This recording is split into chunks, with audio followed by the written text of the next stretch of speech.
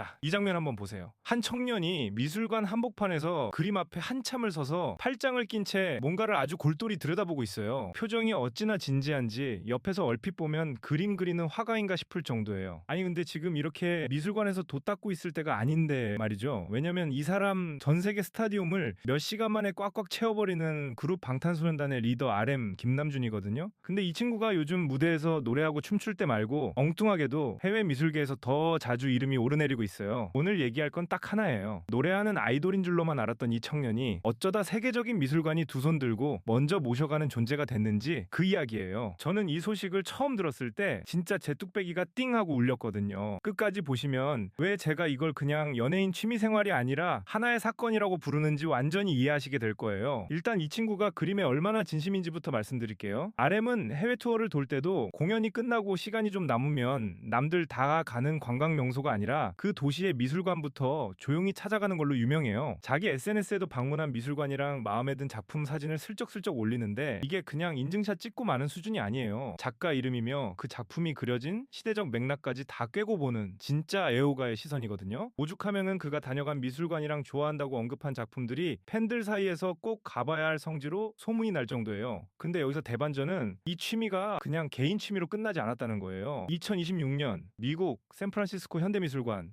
줄여서 SF모마라고 부르는 이 세계적인 미술관이 이 청년한테 아주 파격적인 제안을 하나 던졌거든요. 당신이 직접 우리 미술관에서 전시를 하나 기획해달라. 그것도 남의 작품을 빌려다 거는 게 아니라 당신이 그동안 한 점 한 점 모아온 당신의 개인 소장품으로 말이에요. K-팝 가수가 미국 최대급 미술관에서 자기 컬렉션으로 개인 전시를 여는 건 이게 정말 사상 처음 있는 일이었어요. 이 전시 이야기를 조금만 더 자세히 풀어드릴게요. 우선 전시 제목이 아주 의미심장해요. Between You and Me, 그러니까 너와 나 사이라는 뜻이거든요. 개막일은 2026년 10월 3일, 그리고 다음 해 2월 초까지 넉 달 넘게 이어지는 아주 큰 규모의 전시예요. 참고로 이 SF모마라는 곳은 미국에서도 손에 꼽히게 크고 오래된 현대미술관이에요. 동네 어귀 아무 갤러리에서 아무나 벽 하나 빌리는 뭐 그런 만만한 자리가 절대 아니란 말이죠. RM이 그냥 얼굴 마담으로 이름만 빌려준 게 아니라 SF모마의 정식 큐레이터 2명이랑 나란히 공동기획자로 이름을 올렸어요. 전시장에 실제로 걸리는 작품이 무려 200점이에요. 이게 전부 RM 개인이 직접 모아온 소장품이랑 미술관이 원래 갖고 있던 세계적인 명작들을 서로 마주보게 배치하는 구성이라고 해요. 쉽게 말하면 한국의 근현대 미술이랑 서양의 미술이 한 공간에서 서로 대화를 나누게 만드는 거예요.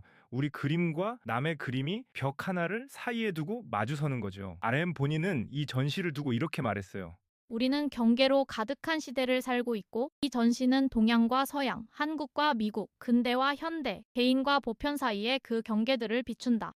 아니 이게 미술관 큐레이터가 한 말이 아니라 노래하는 가수가 한 말이에요. 저는 이 문장을 읽고 잠깐 멍했거든요. 근데 이 친구의 미술 사랑이 어느 날 갑자기 툭 튀어나온 게 절대 아니에요. 시간을 좀 되감아 볼게요. 2020년 RM은 자기 생일을 기념한다면서 국립현대미술관에 1억 원을 딱 기부했어요. 근데 그 돈을 어디에 어떻게 썼는지가 진짜 멋있어요. 그 돈으로 미술책을 4,000부나 찍어서 전국의 공공도서관 400곳이랑 시골 벽지에 학교 도서관들에 쫙 뿌렸거든요. 김환기, 이중섭, 윤영근, 유영국 같은 우리나라 거장들의 작품이 고스란히 담긴 그 도록을 형편이 안 돼서 미술관에 직접 갈 수 없는 아이들도 책으로나마 만날 수 있게 길을 터준 거예요. 자기가 좋아하는 걸 혼자 조용히 누리고 마는 게 아니라 다음 세대한테 그 문을 활짝 열어주는데 자기 돈을 쓴 거죠. 그뿐만 아니라 자기가 아끼던 조각 작품을 국내 미술관 전시에 선뜻 빌려주기도 하고 여러 방식으로 우리 미술계를 조용히 후원해 왔어요. 어쨌든 이 친구한테 미술은 잠깐 스쳐가는 유행 같은 게 아니라 아주 오래되고 진득한 삶의 일부였던 거예요. 그러니까 세계적인 미술관도 아무한테나 벽을 내준 게 아니라 그 오랜 진심을 알아보고 손을 내민 거죠. 그리고 이 친구의 미술 사랑은 자기 음악에도 고스란히 배어 있어요. RM이 혼자 낸 솔로 앨범들을 가만히 보면 단순히 노래만 담은 게 아니라 마치 잘 꾸민 전시회처럼 곡 하나하나에 이야기와 그림 같은 이미지를 촘촘히 입혀놨거든요. 앨범을 두고 자기 젊은 날의 기록을 모아둔 하나의 아카이브라고 표현하기도 했고요. 실제로 여러 분야의 예술가들이랑 손을 잡고 작업을 하면서 대중음악과 순수 예술 사이의 경계를 아주 자연스럽게 넘나들었어요. 그러니까 이 사람한테 미술이랑 음악은 아예 따로 노는 별개의 세계가 아니라 결국 결국 같은 뿌리에서 자라난 하나의 표현이었던 거예요. 세계적인 미술관이 이 청년을 굳이 불러들인 것도 어쩌면 그렇게 장르를 넘나드는 결을 남들보다 먼저 알아봤기 때문일지도 몰라요. 솔직히 저는 이 소식을 딱 보고 댓글로 어디 김씨냐고 물어보고 싶었는데 뭐 물어볼 것도 없이 우리 다 아는 그 김남준이죠. 자, 그럼 이 소식에 세계가 어떻게 반응했는지 한번 볼까요? 미국의 권위 있는 미술 전문지 아트뉴스는 K-팝 스타 RM이 SF모마에서 전시를 큐레이팅한다. 제목으로 이 소식을 아주 비중 있게 다뤘어요. 전해 매체도 아니고 때 높은 미술 전문지가 아이돌 이름을 헤드라인에 대문짝만 하게 박은 거예요. 우리나라 코리아 타임스도 방탄소년단 리더 RM이 샌프란시스코 현대미술관에서 전시를 큐레이팅한다. 고 크게 전했고요. 시를 함께 준비한 미술관의 수석 큐레이터도 발표에서 이렇게 밝혔어요. 관객들은 RM의 아름답고 사색적인 회화와 조각 컬렉션을 우리 미술관 소장품과 대화시키며 감상하는 전례 없는 기회를 얻게 될 것이다. 아니 직접 전례 없는 기회라는 표현을 쓴 거예요. 반응은 또 어땠겠어요? 해외 팬은 내가 좋아하는 가수의 그림 컬렉션을 진짜 미술관에서 볼 수 있다니 힘이냐? 벌써 샌프란시스코행 비행기표를 알아본다고 했고요. 팬은 우리 최애 그림러 미술관까지 순례를 가게 생겼다. 면서 신나하더라고요. 어째 미술 전문가부터 일반 팬까지 다 같이 이 전시를 보러 가겠다고 난리가 난 거죠. 저는 이걸 그냥 운이 대단하다 하고 국뽕으로만 끝내면 안 된다고 봐요. 이걸 이게 문화원이라는 관점에서 봐야 돼요. 한번 생각해 보세요. 미술관이라는 공간은 그 사회에서 가장 콧고 보수 곳 중 하나예요. 사람들의 취향에 은근히 서열을 매기고 그 안에 이름을 올릴 수 없는 아주 폐쇄적인 세계거든요.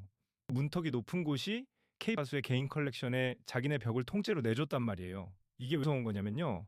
이게 문화가 노춤 같은 대중문화 영역을 훌쩍 넘어서 예술이라는 가장 고급스럽고 까다로운 영역에서도 당당하게 대접받기 시작했다는 신호거든요. 우리가 해외에 한국을 알릴 때 좋은 물건을 만들어서 팔았어요. 근데 이제는 한 천의 안목이 취향 그 자체가 문화적인 격을 대신 증명해주는 시대가 온 거예요. 제품이 아니라 사람 눈이 국가 얼굴이 된 셈이죠. 생각해보면 이건 잘 만든 국가 홍보 광고 수천 편보다 더 힘이 센 거예요. 광고라는 건 결국 돈을 주고 만든 거란 걸 사람들이 다 알거든요. 그 세계적인 미술관이 제 발로 먼저 손을 내밀어서 벽을 내준 건 누가 꾸며낼 수 없는 진짜란 말이에요. 그런 건 돈으로 광고를 아무리 때려 박아도 절대 살 수가 없어요. 오직 진짜 실력과 안목으로만 초대받을 수 있는 자리니까요. 저는 이 이야기를 준비하면서 속옷에 참이슬이 맺히는 줄 알았어요.